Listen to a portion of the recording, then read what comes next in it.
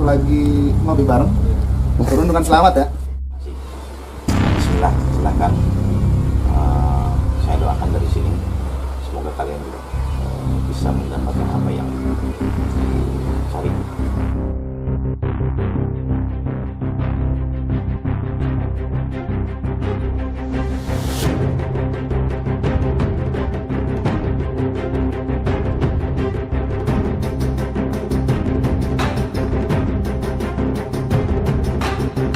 Kita pulang. Sama.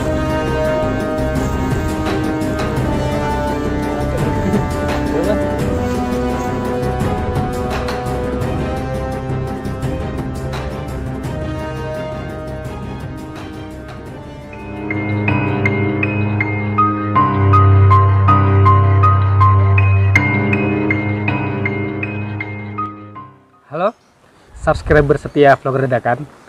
Kali ini gue mau mewawancarai seorang narasumber yang kredibel, yang mempunyai pengalaman mistis saat pendakian suatu gunung di daerah Sukamakmur. Ya, betul. Bisa langsung Bang dikenalkan?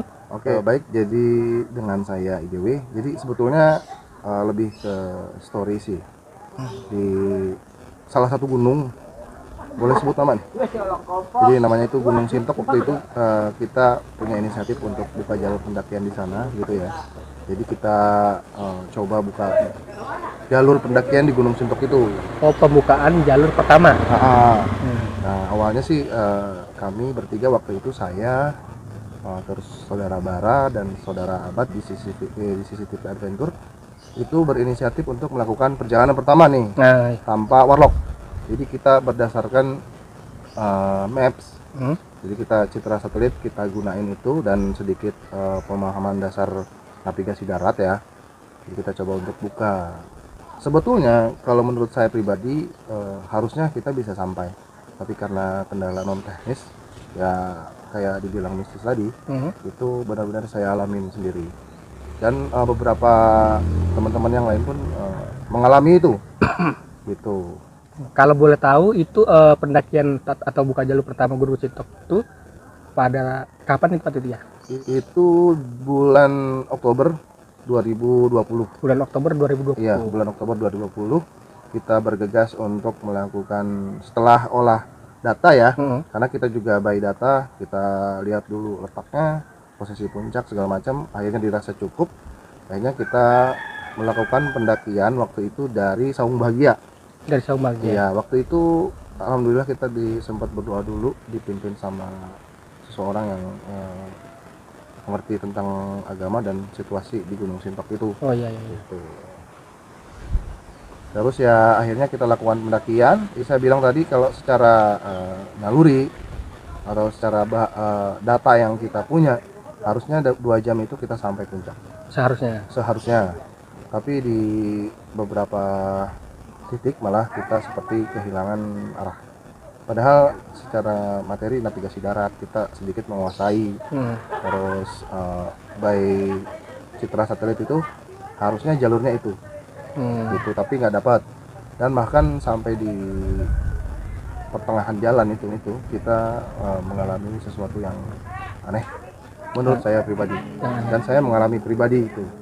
Jadi saya tuh kayak yang lain melihat jalur, saya nggak. Yang lain tuh melihat jalur, saya nggak. Itu nggak ada jalur di situ. Kita harusnya maju ke depan lagi, baru di situ ada jalur. Karena yang saya lihat itu malah 10 meter dari yang lain bilang itu jalur. Nah akhirnya karena saya kalah soal pendapat kan, karena waktu itu kita berempat ya.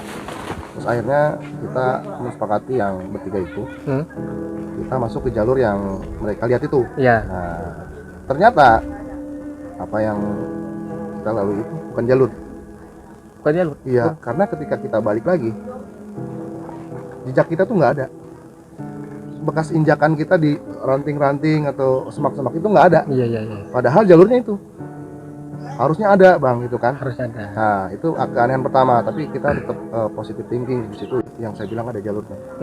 Dan ternyata itu jalur yang benar gitu. Nah sekitar 20 menit sampai 30 menit kita nanjak terus kira-kira di ketinggian 1100 mdpl ya. Waktu itu saya sempat cek, kita nemuin gubuk. Nah di situ kita bingung mana, karena ada banyak cabang jalur. Ya. Nah anehnya jalur yang asli itu dengan mata sendiri nggak kelihatan. Kami berempat tidak melihat jalur itu gitu loh. Tapi di video, setelah video itu dilihat, jalur itu ada. Harusnya kita ke kiri, tapi ini ke kanan. Nah ternyata yang benar itu ke kiri, kita malah ke kanan. Jalurnya salah. Yang kelihatan itu karena yang jalur itu Yang yang kanan, yang kiri secara hanya mata terlihat di video aja. Iya, setelah kita turun itu ada di video jalur itu. Bahkan salah satu orang yang ngambil video pun sempat ngomong gitu, kalau di sini nggak ada jalur, kita harusnya ke sini. Jadi kita ngikutin jalur yang ada kelihatan oleh mata. Padahal Salah. Temu gubuk ya. Di sini udah hancur. akhirnya mendung ya. Kita ada di ketinggian 1200-an kalau nggak salah. Karena kelihatan puncak itu kayak dua, tapi ternyata satu puncaknya. Jadi mungkin kita udah ada di puncak yang pertama nih. Oh ya. Kita karena mau mendung ya, kita akhirnya istirahat sambil sholat gitu ya. Sholat ya. Sambil sholat, terus kita makan dulu. Kita gunain flysheet nih. Nah, setelah kita buka flysheet tuh, hujan mulai gede. Kabutnya tebal. Bahkan jarak pandang 5 meter tuh udah nggak kelihatan orang. Itu kita sebetulnya dalam kondisi jalur yang salah. Tapi dengan keyakinan puncak itu paling 40 menit lagi lah. Karena kelihatan dari tempat kita buka flysheet itu kelihatan. Nah, sampai di situ akhirnya satu orang yang namanya Ajis, Ya. karena dia lumayan bisa katanya ya, ustadz gitu. Akhirnya saya putusin untuk stay di flysheet karena ngelihat cuaca udah nggak memungkinkan Ya. waktu itu. Akhirnya saya dan dua rekan yang lainnya, Kang Abad sama Kang Bara, tetap lanjut sampai puncak. Artinya kita tetap nyari jalur untuk sampai puncak. Nah itu pun atas instruksi saya, Iya. karena tanpa sadar saya yang udah terpengaruh sama hal-hal mistis gituan. Jadi Maksud terpengaruh apa? terpengaruh hal-hal begituan. Jadi saya tuh udah nggak sadar, pokoknya saya harus sampai puncak hari gitu. Gitu loh, padahal di belakang flysheet kita itu udah jurang. Tempat kita berdiriin flysheet itu udah jurang semuanya. Berarti yang tempat pendirian flysheet itu sebenarnya jalurnya salah. Ya udah kemana-mana salahnya. Nah singkat cerita, akhirnya karena dasarnya saya udah terpengaruh atau kurang dalam keadaan sadar gitu ya, saya menganggap bahwa ketika saya meninggalkan saudara Ajis itu sendirian di flysheet, Ya. nah itu benar gitu loh. Makanya kita bertiga nanjak lah. Anjak. Itu kurang lebih 15 meter. Hujan udah tambah gede banget. Hujan deras berarti. Bahkan Kabut juga. Nah iya, kabut juga. Bahkan sampai si Bara atau Abad itu karena nggak enak sama saya ya, terus karena ambisi saya harus sampai ke puncak, mungkin itu salah satu kesalahan saya terlalu termotivasi banget ya. Termotivasi juga Ngotot mungkin banget ngotot, atau mungkin karena saya rasa sih ada Hal- kesadaran hal saya. lainnya. Nah waktu itu saya bilang ke teman saya Bar, coba kamu ke selatan, Abad ke utara. Saya bilang gitu. Mereka itu dua-duanya udah kebingungan karena yang dilihat mereka itu jurang. Dia udah jurang. Iya, jadi 10 meter dari saya itu, dari tempat saya nyuruh itu ngasih instruksi, Bara tuh udah cuma ngelihat jurang aja, saudara Bara ini, Kang Bara ini. Nah, Kang Abad pun begitu. Jadi 10 meter dari saya itu udah jurang. Nah, di depan saya itu puncak. Memang yang lain pun ngelihat itu puncak ya, karena ada samar-samar sebelum hujan. Itu puncak kelihatan. Sebelum hujan. Iya, sebelum datang kabut itu hujan. Dan kita ngitung patokannya kan mungkin lurus di sini adalah puncak gitu kan. Tapi ternyata yang dilihat mereka itu jurang, bukan puncak. Ketika mereka berdua, Kang Bara sama Kang Abad ini nyamperin saya tuh, karena saya posisi di tengah-tengah waktu itu. Iya. Mereka nyamperin dan bilang begini, Pak, karena mereka manggil saya Bapak, Pak, itu jurang Pak, nggak ada jalan. Nah Abad pun begitu bilang. Nah akhirnya saya nggak percaya nih, Saya bilang ke Abad, sekarang kamu ke timur, ke timur, Bara ke selatan. Itu berulang sampai 5 kali. Dalam hati mereka mungkin saya udah terlihat aneh, tapi saya rasa dan saya ingat saya tuh nyuruh cuma 2 kali. Tapi dia melakukan 5 kali. 5 kali dan itu terekam di relief. Oke, kalau gitu kalian diam di sini, tandain titik terakhir kita sampai. Saya jalan sendiri ke atas, ke depan, saya bilang kan. Ternyata apa yang saya lihat itu nggak ada jurang itu. Malah saya ngeliat jalur, cuman jalurnya itu bentuknya tuh kayak terowongan gitu dari pepohonan yang terbentuk, mungkin nggak tahu itu bekas apa ya. Nah itu jalur. Begitu. Saya tandain itu, lalu saya bilang ke Bara sama lu dari tadi nyari apa gitu. Itu jalur, gua tandain. Dan akhirnya kami jalan tuh bertiga. Karena waktu itu kita punya prinsip, jadi jangan sampai nanti linglung semua. Iya. Makanya harus ada yang stay di jalur 1 orang. Iya. Gitu. Akhirnya mungkin karena mereka nggak enak negor saya ya, mereka jalan. Dan di situ gue baru tahu ternyata yang gue tandain pakai polis lain itu kan warna kuning. Iya. Nah itu di pinggir jurang. Di tandan itu di pinggir jurang. Iya. Tapi pas ya ini ya nggak tahu nggak ya, karena gue juga nggak sadar. Maksudnya saat gini, kondisi kedinginan, kabut juga, hujan deras. Setelah itu gue ditepukan gitu. Kata dalam bisikannya si Kang Abad nih bilang gini, Kang, apa saya kalau udah kayak gini mendingan balik kanan Pak. Nah di situ saya mulai sadar. Mulai sadar di situ. Mulai sadar.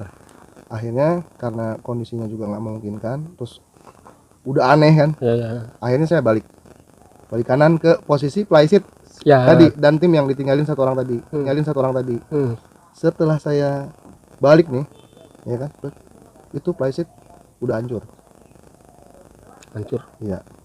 Dan Kang Ajisnya udah kayak orang kecapean. Kenapa? Nah disinilah baru akhirnya mulai kekuak semua. Saya akhirnya baca-bacain gitulah ya, sama Ustadz Ajis. Pak, Bapak kurang jadi ingetin lah, banyak istighfar Pak. Oke siap Kang Ajis, dia bilang. Ya. Nah di situ kita tenang, kita ngopi, baru dia cerita. Jadi selama ditinggal sama kita, sama yang bertiga ini, saya, Bara dan Abad ini, Kang Ajis ini banyak ngalamin gangguan. Awalnya saya nggak percaya, tetap saya nggak percaya. Saya bilang, emang kenapa Jis? Sambil ketawa nih ya. Yang pertama saya lihat memang playseat udah robek-robek. Angin gede banget di sini Pak. Lah, perasaan nggak ada angin. Gak ada angin pas jalan tadi. Iya, padahal itu jaraknya dari playseat ke tempat kita terakhir mentok itu cuma 20 menit lah. Kalau ada angin mungkin kena lah. Iya. Ya kan? Ada angin. Terus Ajis bilang, itu setelah angin itu kayak banyak prajurit lewat. Saya makin ketawa kan, lu ngada-ngada gitu kan. Ya udah Pak, kalau nggak percaya nggak apa-apa. Bukan nggak percaya Jis, kita tadi di atas nggak ada angin. Nah akhirnya kan gue makin ketawa aja kan, makin nggak percaya dengan apa yang saudara Kang Ajis ini ceritain, sampein ke kami gitu kan. Apalagi saya itu memang sebagai kadang-kadang percaya, nggak terlalu percaya hal-hal gituan. Percaya nggak percaya ya? Iya gitulah. Tapi setelah saya ketawain itu, saya ngedengar sendiri gemuruh jalan kaki. Tapi dalam posisi di gunung kita harus tetap positif pikiran. Iya. Nah, saya hirauin itu, saya nggak nanya ke yang lain denger apa enggak. Pas mau pulang dalam kondisi kabut yang udah tebel banget, itu pukul 5 kalau nggak salah. Sore jam 5. Nah itu tahu nggak, jejak kaki kayak anak kecil, terus seumuran 12 tahun lah kayak gitu. Itu banyak banget sekeliling kita, sekeliling playseat itu. Rame. Iya, kayak dikelilingin. Diputerin gitu ya. Kayak dikelilingin. Posisi masih di playseat. Iya, mau start Siap turun. Ya. Nah itu saya yang nemu, ini jejak siapa? Saya bilang. Oh berbekas. Iya, ini jejak siapa? Saya bilang. Oh enggak, itu kata Bara. Oh enggak, itu siapa kali kakinya kecil. Tapi kaki kita nggak ada yang di bawah 30.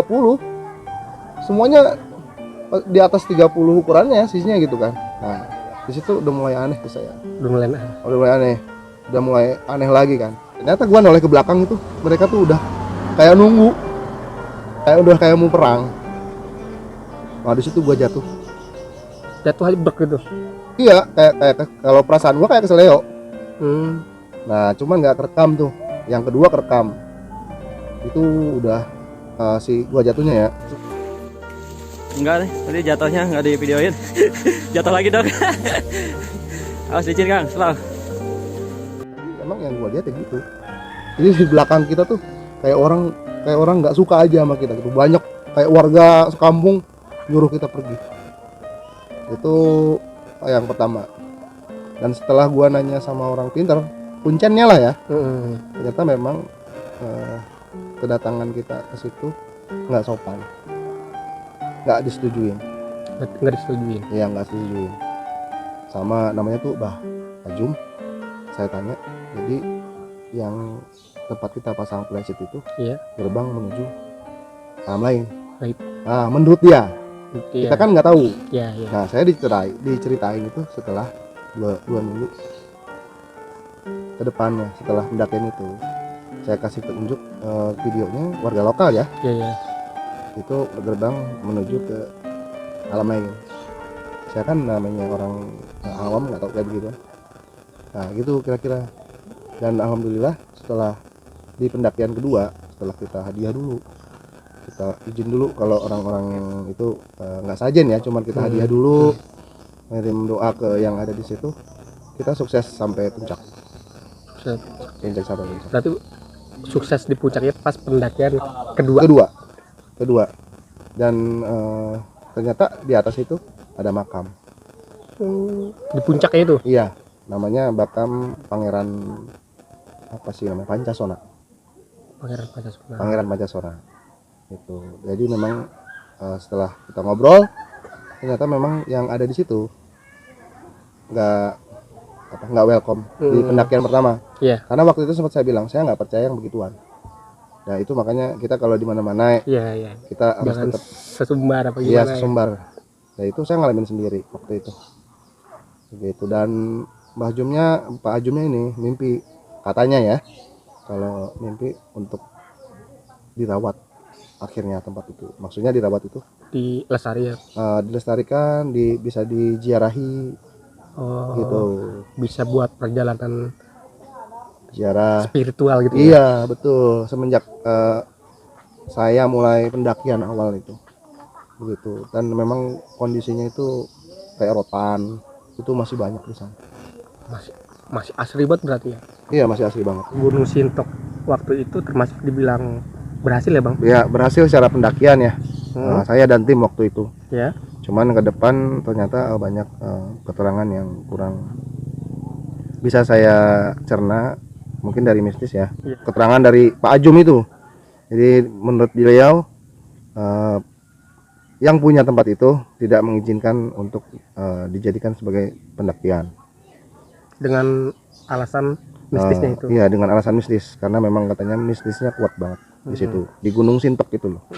Karena memang pas di titik tertingginya itu lokasi makomnya itu. Sebuah kisah yang sungguh bermanfaat ya, terutama untuk pendaki pemula yang justru mendaki gunung yang ibaratnya belum terlalu Tinggi lah. dikenal ya. Iya, tinggi Belum dikenal. terlalu dikenal. Untuk info aja Gunung Sintok ini berada di Sukamakmur ya. Betul, Sukamakmur di Desa Sirnajaya. Nah, dengan ketinggian Di ketinggian 1250 mdpl. kalau nggak salah waktu nama puncaknya Puncak Pancasona. Puncak Pancasona. Puncak Pancasona Ya. ya. Ya, boleh didaki infonya ya. Cuman harus diantar sama warga lokal. Oh bisa. Gitu. Karena emang ada beberapa jalur yang bikin linglung. Banyak jadi menurut keterangan warga lokal. Jadi ada salah satu jalur yang saya bikin pos waktu itu namanya pos apa namanya tanjakan apalah saya lupa lagi. Pokoknya pos 3 di situ. Itu memang jalurnya tuh banyak kayak labirin. Nah, itu katanya sering banyak petani situ aja sering linglung katanya. Bahkan bisa seharian sampai semalaman di situ. Petani situ. Petani situ. Makanya kalau misalkan mau ke sana itu minta izin dulu ke rumah terakhir namanya rumah Kang Samar. Kalau bisa diantar. Oke, abang kita satu ini ternyata dia juga seorang YouTuber, ya Bang? Enggak sih. Saya cuma iseng-iseng aja. Silakan Bang, namanya Pak. Enggak malu saya bilang. Kalau apa? Nanti di sini aja ya, Andre ya. Oke. Di situ tuh. Ya, Di rumput. ya silakan di subscribe channelnya abang ini. Kan boleh tahu kontennya berisi Kalau tentang apa, Bang? saya karena senangnya outdoor ya, Hmm. untuk sementara ini baru curug-curug aja sih. Baru trekking ke curug segala ya gitulah, tapi ke tempat-tempat yang belum rame sih. Hanya explore gitu sih. Kontennya lebih banyak di Sukamakmur ya. Nah, sementara ini karena pandemi ya saya bertahan di Sukamakmur. Oke. Jadi info juga bagi kalian yang ingin explore Sukamakmur atau yang butuh Referensi lah ya. referensi tentang wisata-wisata di Sukamakmur bisa menghubungi langsung. Jangan lupa subscribe channelnya. Oke guys, terima kasih untuk menonton video ini sampai habis, dan jangan lupa untuk selalu mengikuti channel Vlogger Dadakan biar nggak ketinggalan video-video menarik berikutnya. Salam Vlogger Dadakan, salam lestari. Terima kasih. Adios.